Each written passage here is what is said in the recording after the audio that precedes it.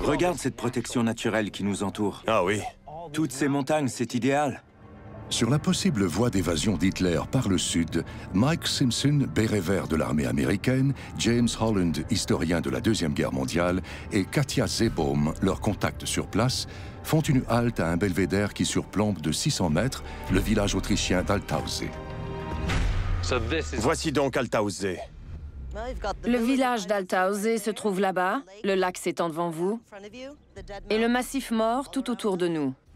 Si je regarde tout ça d'un point de vue stratégique, je constate la difficulté qu'aurait une armée en marche à monter jusqu'ici. Elle ne pourrait qu'emprunter le chemin de moindre résistance comme nous l'avons fait nous-mêmes. Il n'y a donc qu'une seule voie d'accès. Oui. Mais une fois ici, il n'y a pas qu'une seule issue. Pour les nazis en fuite, les moyens de s'esquiver dans les montagnes ne manquent pas. Stratégiquement, c'est idéal. Absolument. Tout le monde a fui par ici. La mine de sel qui se trouve là-bas a servi à entreposer les 6500 peintures et sculptures pillées dans toute l'Europe et mises ici, en sécurité. Incroyable. Hitler projetait de créer un gigantesque musée.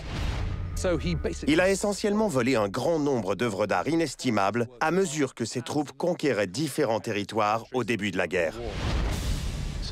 Une sorte de coffret de sûreté géant dans les Alpes, à ce qu'on dirait. Cette cache d'œuvres d'art dans les mines m'indique qu'Althausee avait une très grande importance pour les nazis. Ce qu'on ne sait pas, c'est si l'endroit avait pu fournir une étape sûre à Hitler pendant sa fuite. Il me faut maintenant plus d'informations. Je dois parler à des gens.